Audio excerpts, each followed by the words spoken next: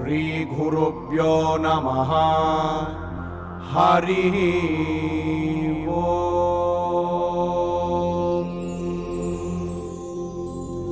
Śrīmad-Bhāgavatam, Canto 4, Creation of the Fourth Order, Chapter 12. Dhruva Maharaja goes back to Godhead.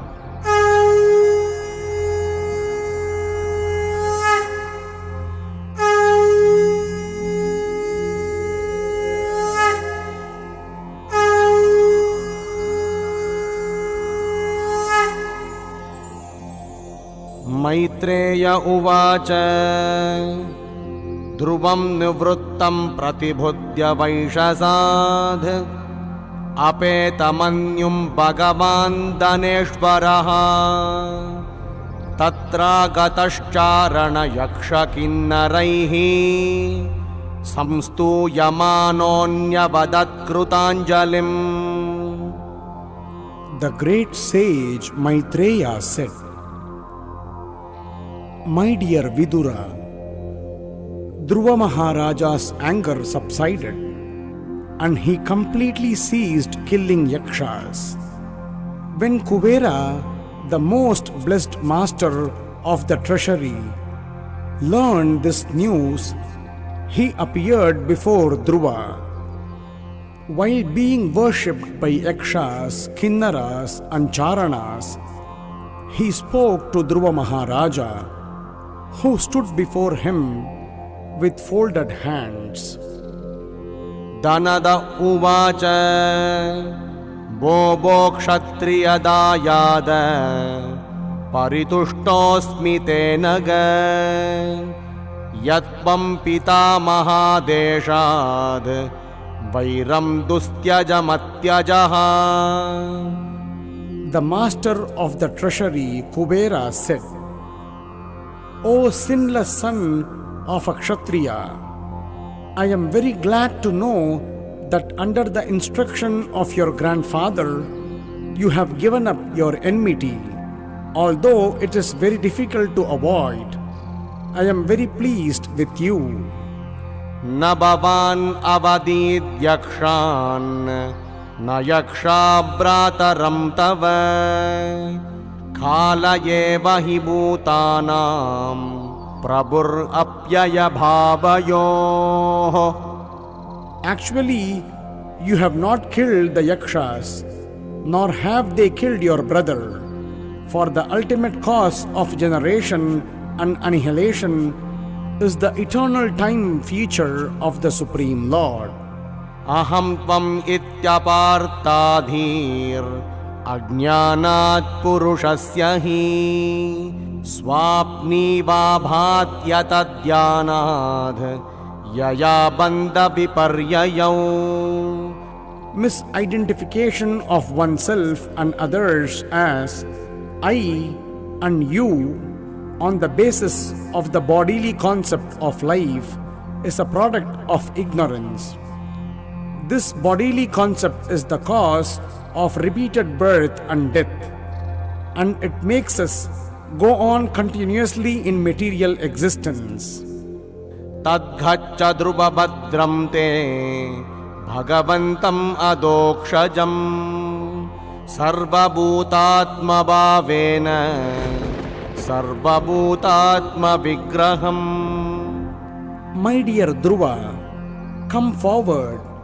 May the Lord always grace you with good fortune.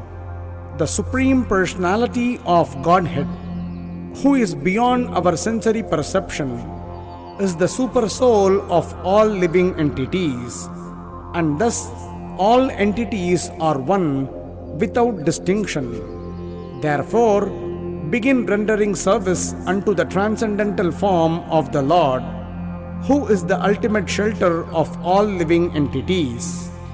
Bhajasva bhajaniyan grim abhavaya bhavachidam yuktam virahitam shaktya gunamayatma mayaya. Engage yourself fully, therefore, in the devotional service of the Lord, for only He can deliver us from this entanglement of materialistic existence. Although the Lord is attached to his material potency, he is aloof from her activities. Everything in this material world is happening by the inconceivable potency of the Supreme Personality of Godhead. वृणीहि कामं नृपयन् मनोगतं मत्तस्त्वम् औत्तानपदे विशङ्कितः वरं वरार्होऽम्बुजनाभपादयोर् अनन्तरं त्वां वयमङ्गशुश्रुम. My dear Dhruva Maharaja, son of Maharaja Uttanapada, we have heard that you are constantly engaged in transcendental loving service to the Supreme Personality of Godhead, who is known for his lotus navel. You are therefore worthy to take all benedictions from us. Please therefore ask without hesitation whatever benediction you want from me. Maitreya उवाच स राजराजेन वराय चोदितो ध्रुवो महाभागवतो महामतिः हरौ स वव्रे चलितां स्मृतिं यया तरत्ययत्नेन दुरत्ययं तमः. The great sage Maitreya continued, My dear Vidura, when thus asked to accept a benediction from Kubera, the Yaksha Raja, king of the Yakshas, Dhruva Maharaja, that most elevated pure devotee, who was an intelligent and thoughtful king, begged that he might have unflinching faith in and remembrance of the Supreme Personality of Godhead, for thus a person can cross over the ocean of nescience very easily, although it is very difficult for others to cross. तस्य प्रीतेन मनसा तां दत्वैडविडस्ततः पश्यतोऽन्तर्ददे सोऽपि स्वपुरं प्रत्यपद्यत. The son of Idavida, Lord Kubera, was very pleased, and happily he gave Dhruva Maharaja the benediction he wanted. Thereafter, he disappeared from Dhruva's presence, and Dhruva Maharaja returned to his capital city. अता यजत यज्ञेशं क्रतुभिर्भूरि दक्षिणैः द्रव्यक्रिया देवतानां कर्म कर्म फलप्रदम्. As long as he remained at home, Dhruva Maharaja performed many great ceremonial sacrifices in order to please the enjoyer of all sacrifices, the Supreme Personality of Godhead. Prescribed ceremonial sacrifices are especially meant to please Lord Vishnu, who is the objective of all such sacrifices and who awards the resultant benedictions.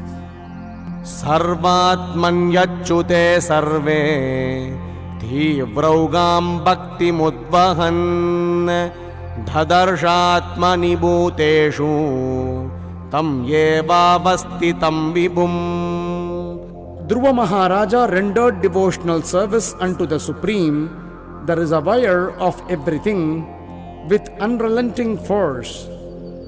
While carrying out his devotional service to the Lord, he could see that everything is situated in him only, and that he is situated in all living entities. The Lord is called Achyuta because he never fails in his prime duty to give protection to his devotees. तं येवं शीलसम्पन्नं ब्रह्मण्यं दीनवत्सलं गोप्तारं धर्मसेतूनां मेनिरेपितरं प्रजाः. Dhruva Maharaja was endowed with all godly qualities. He was very respectful to the devotees of the Supreme Lord and very kind to the poor and innocent, and he protected religious principles. With all these qualifications, he was considered to be the direct father of all the citizens. षत्रिंशद्वर्षसाहस्रं शशासक्षितिमण्डलं भोगै पुण्यक्षयं कुर्वन् अभोगैरशुभक्षयम्. Dhruva Maharaja ruled over this planet for 36,000 years. He diminished the reactions of pious activities by enjoyment, and by practicing austerities, he diminished inauspicious reactions. एवं बहुसवं कालं महात्मा विचलेन्द्रियः त्रिवर्गौपैकं नीत्वा पुत्रायादानृपासनम्. The self-controlled great soul Dhruva Maharaja thus passed many years favorably executing three kinds of worldly activities, namely religiosity, economic development, and satisfaction of all material desires. Thereafter, he handed over the charge of the royal throne to his son. मन्यमान इदं विश्वं मायारचितमात्मनि अविद्यारचितस्वप्न गन्धर्वनगरोपमम्. Srila Dhruva Maharaja realized that this cosmic manifestation bewilders living entities like a dream or phantasmagoria because it is a creation of the illusory external energy of the Supreme Lord. आत्मस्त्रियपत्यसुहृदो फलं रुद्धकोशम् अन्तःपुरं परिविहार भुवश्चरम्याः भूमण्डलं जलधिमेखलमाकलय्य खालोपसृष्टमिति सप्रययौ विशालाम्. Thus, Dhruva Maharaja at the end left his kingdom, which extended all over the earth and was bounded by the great oceans. He considered his body, his wives, his children, his friends, his army, his rich treasury, his very comfortable palaces, and his many enjoyable pleasure grounds to be creations of the illusory energy. Thus, in due course of time, he retired to the forest in the Himalayas known as Badarikashrama. तस्यां विशुद्धकरणशिववार्भिगाह्य पद्वासनं जितमरुन्मनसा हृताक्षः स्थूले ददार भगवत्प्रतिरूपयेतद् ध्यायंस्तदव्यवहितो व्यसृजत्समादौ. In Badarikashrama, Dhruva Maharaja's senses became completely purified because he bathed regularly in the crystal clear purified water. He fixed his sitting position and by yogic practice controlled the breathing process and the air of life. In this way, his senses were completely withdrawn. Then he concentrated his mind on the Archa Vigraha form of the Lord, which is the exact replica of the Lord, and thus meditating upon him, entered into complete trance. Bhaktim harau bhagavati pravahan ajasram आनन्दबाष्पकलया मुहुरर्द्यमानः विक्लिद्यमानहृदयपुलकाचिताङ्घो नात्मानमस्मरदसाव इति मुक्तलिङ्गः. Because of his transcendental bliss, incessant tears flowed from his eyes. His heart melted, and there was shivering and standing of the hairs all over his body. Thus transformed in a trance of devotional service, Dhruva Maharaja completely forgot his bodily existence, and thus he immediately became liberated from material bondage. सददर्श विमानाग्र्यं नभसोऽवतरद्रुवः विभ्राजयद्दश दिशो राकापतिमिवोदितम्. As soon as the symptoms of his liberation were manifest, he saw a very beautiful airplane coming down from the sky, as if the brilliant full moon were coming down, illuminating all the 10 directions. तत्रानुदेव प्रवरौ चतुर्भुजौ श्यामौ किशोरवरुणाम्भुजेक्षणौ स्थितावष्टभ्यगधां सुवाससौ किरीटहारान्गदचारुकुण्डलौ. Dhruva Maharaja saw 2 very beautiful associates of Lord Vishnu in the plain. They had 4 hands and a blackish bodily lustre. They were very youthful, and their eyes were just like reddish lotus flowers. They held clubs in their hands, and they were dressed in very attractive garments with helmets, and were decorated with necklaces, bracelets, and earrings. विज्ञायतावुत्तमघाय किङ्करा अभ्युत्थितः साध्वसविस्मृतक्रमः न नाम नामानि घृणन्मदुद्विषः पार्षत्प्रदानाव् इति संहताञ्जलिः. Dhruva Maharaja, seeing that these uncommon personalities were direct servants of the Supreme Personality of Godhead, immediately stood up. But being puzzled in hastiness, he forgot how to receive them in the proper way. Therefore, he simply offered obeisances with folded hands and chanted and glorified the holy names of the Lord. तं कृष्णपादाभिनिविष्टचेतसं बद्धाञ्जलिं प्रश्रयनं रखन्दरं सुनन्दनन्दावुपसृत्य सस्मितं प्रत्योचतु पुष्करनाभसम्मतौ. Dhruva Maharaja was always absorbed in thinking of the lotus feet of Lord Krishna. His heart was full with Krishna.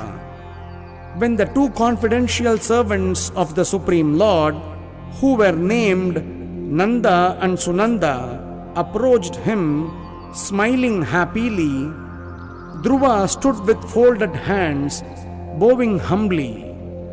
They then addressed him as follows. सुनन्दनन्दा ऊचतुः वो राजन् सुभद्रं ते वाचं नो वहितशृणु यः पञ्चवर्षस्तपसा भवान् देवम् अतितृपते. Nanda and Sunanda, the 2 confidential associates of Lord Vishnu, said, Dear King, let there be all good fortune unto you. Please attentively hear what we shall say. When you were only 5 years old, you underwent severe austerities, and you thereby greatly satisfied the Supreme Personality of Godhead. तस्या किल जगद्धातुर् आवां देवस्य शार्ङ्गिणः पार्षदाविह सम्प्राप्तौ नेतुं त्वां भगवत्पदम्. We are representatives of the Supreme Personality of Godhead, the Creator of the whole universe, who carries in his hand the bow named Sharnga.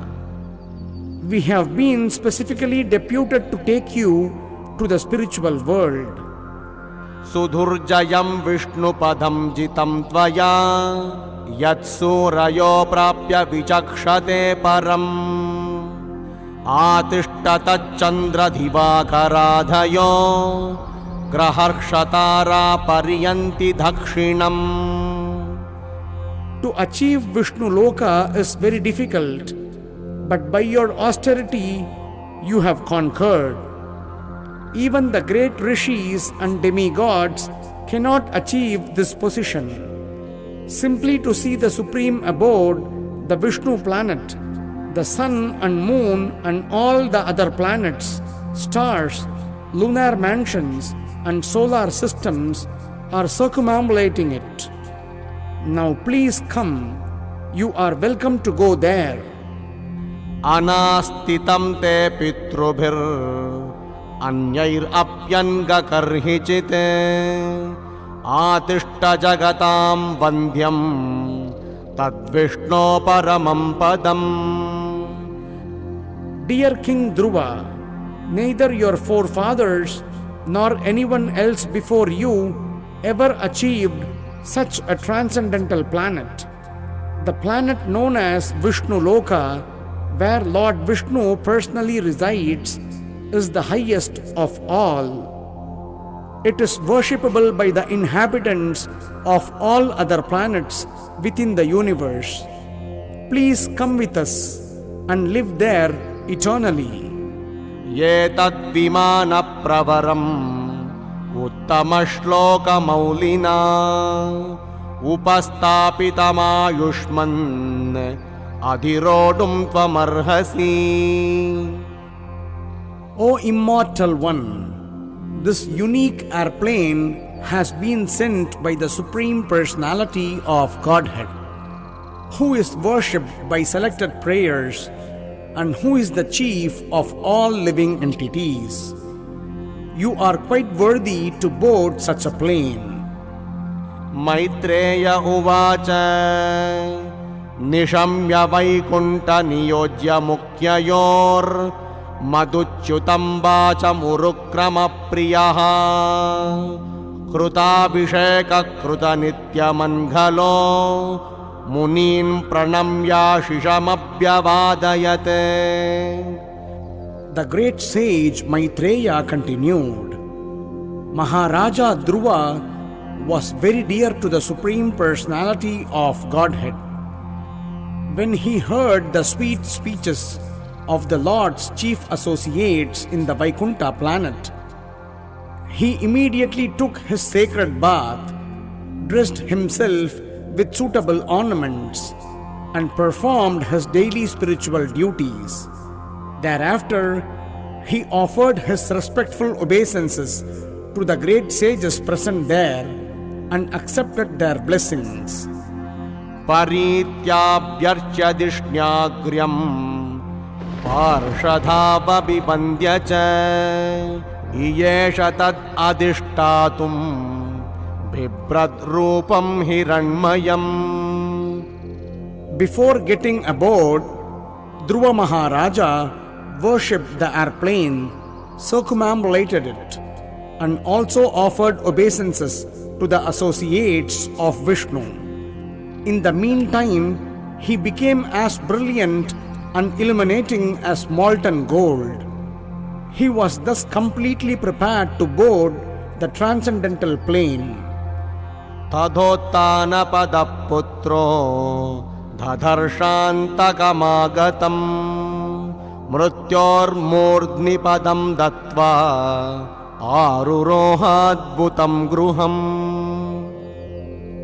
When Dhruva Maharaja was attempting to get on the transcendental plane, he saw death personified approach him. Not caring for death, however, he took advantage of the opportunity to put his feet on the head of death, and thus he got up on the airplane, which was as big as a house. Tada dundubayo nedhur mrudhan gappanavadayaha khandarbha mukya prajaguhu petukkusuma vrishtayaha. At that time, drums and kettle drums resounded from the sky. The chief Gandharvas began to sing, and other demigods showered flowers like torrents of rain upon Dhruva Maharaja.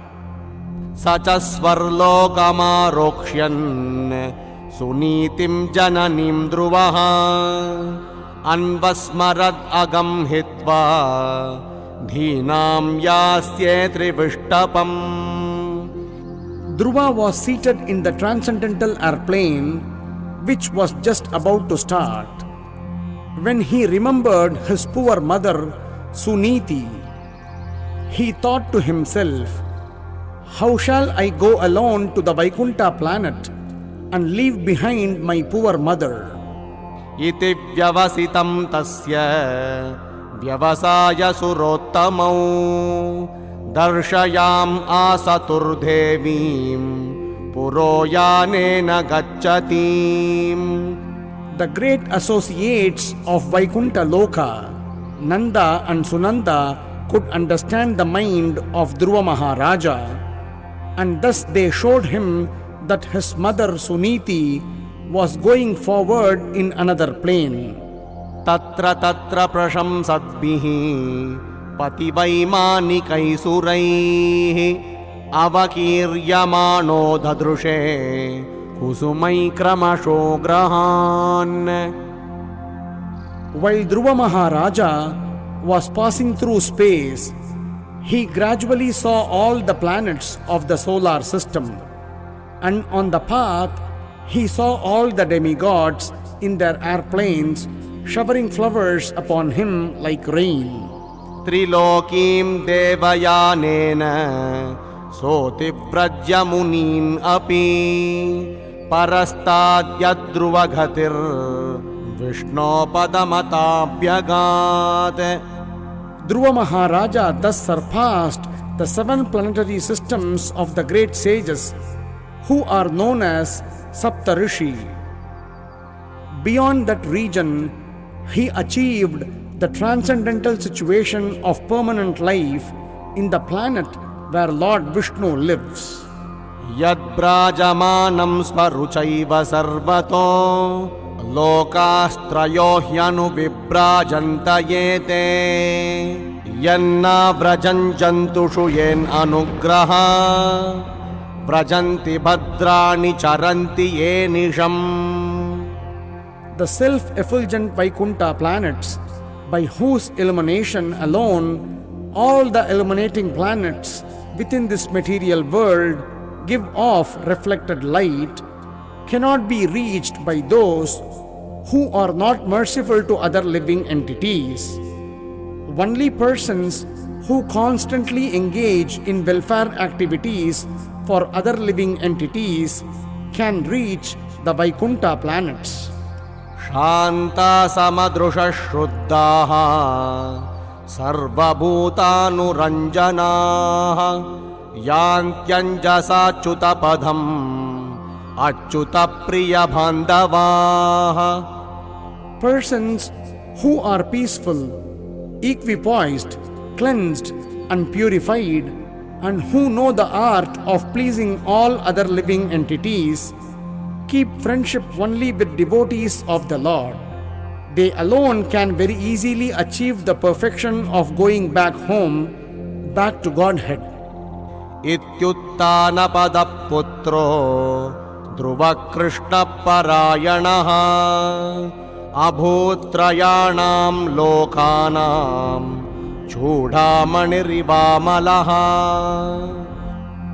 In this way, the fully Krishna conscious Dhruva Maharaja, the exalted son of Maharaja Uttanapada, attained the summit of the 3 statuses of planetary systems. गम्भीरवेगो निमिषम् ज्योतिषां चक्रमाहितम् यस्मिन् भ्रमति कौरव्य मेढ्याम् इव गवां गणः. Saint Maitreya continued, "My dear Vidura, descendant of Kuru, as a herd of bulls circumambulates a central pole on their right side, all the luminaries within the universal sky unceasingly circumambulate the abode of Dhruva Maharaja with great force and speed. महिमानं विलोक्यास्य नारदो भगवान् ऋषिः आतोद्यं वितुदन् श्लोकान् सत्रे घायत् प्रचेतसाम्. After observing the glories of Dhruva Maharaja, the great sage Narada, playing his veena, went to the sacrificial arena of the Prachetas and very happily chanted the following 3 verses. Narada uvacha Nunam sunite patidhevatayas tapaprabhavasya sutasya tam gatim drushtvavyupayan api vedhavadhino naivadikhantum prabhavanti kim nrupaha. The great sage Narada said, simply by the influence of his spiritual advancement and powerful austerity, Dhruva Maharaja, the son of Suniti, who was devoted to her husband, acquired an exalted position not possible to attain even for the so-called Vedantists or strict followers of the Vedic principles, not to speak of ordinary human beings. Yah panchavarsho gurudhara vaksharair bhinnena yato hrudayena dhuyata vanam madhadesha karojitam prabhum jigaya tadbhakta gunai parajitam. The great sage Narada continued, just see how Dhruva Maharaja, aggrieved at the harsh words of his stepmother, went to the forest at the age of only 5 years and under my direction underwent austerity. Although the Supreme Personality of Godhead is unconquerable, Dhruva Maharaja defeated him with the specific qualifications possessed by the Lord's devotees. Yah shatra bandhur bhuvi tasyadhirudham anvarurukṣhed api varshapugaihi षट्पञ्चवर्षो यद् अहोबिरल्पैः प्रसाद्य वैकुण्ठमवाप तत्पदम्. Dhruva Maharaja attained an exalted position at the age of only 5 or 6 years after undergoing austerity for 6 months. Alas, a great Kshatriya cannot achieve such a position even after undergoing austerities for many years. Maitreya uvacha ye tatte bihitam sarvam yat prashtoham ihatvaya dhruvasyoddama yashasash charitam sammatam satam. The great sage Maitreya continued, my dear Vidura, whatever you have asked from me about the great reputation and character of Dhruva Maharaja, I have explained to you in all detail. Great saintly persons and devotees very much like to hear about Dhruva Maharaja. Danyam yashasyam ayushyam punyam swastyayanam mahate swargyam drauvyam saumanasyam prashasyam agamarshanam. By hearing the narration of Dhruva Maharaja, one can fulfill desires for wealth, reputation, and increased duration of life. It is so auspicious that one can even go to a heavenly planet or attain Dhruva Loka, which was achieved by Dhruva Maharaja just by hearing about him. The demigods also become pleased because this narration is so glorious and it is so powerful that it can counteract all the results of one's sinful actions. Shrutvaitat shraddaya bhikshnam achyuta priya cheshtitam bhaved bhaktir bhagavati yaya syat klesha sankshayaha. Anyone who hears the narration of Dhruva Maharaja and who repeatedly tries with faith and devotion to understand his pure character, attains the pure devotional platform and executes pure devotional service. By such activities, one can diminish the threefold miserable conditions of material life. Mahatvam icchatam tirtam shrotushiladayo gunaha yatra tejastadichunam mano yatra manasvinam. Anyone who hears this narration of Dhruva Maharaja acquires exalted qualities like him. For anyone who desires greatness, prowess, or influence, here is the process by which to acquire them. And for thoughtful men who want adoration, here is the proper means. Prayata kirtayet prataha samavayet vijanmanam sayam cha punya shlokasya dhruvasya charitam mahate. The great sage Maitreya recommended one should chant of the character and activities of Dhruva Maharaja both in the morning and in the evening with great attention and care in a society of Brahmanas or other twice-born persons. Paurnamasyam sinivalyam dvadashyam shravane tava dhinakshaye vyatipate sankramer khadine piva shravayet shraddhadananam tirtapada-padashrayah necham statratmanatmanam santushta iti siddhyati. Persons who have completely taken shelter of the lotus feet of the Lord should recite this narration of Dhruva Maharaja without taking remuneration. Specifically, recitation is recommended on the full moon or dark moon day, on the day after Ekadashi, on the appearance of the Shravana star, at the end of a particular tithi or the occasion of Vyatipata, at the end of the month or on Sunday. Such recitation should of course be performed before a favorable audience. When recitation is performed this way without professional motive, the reciter and audience become perfect.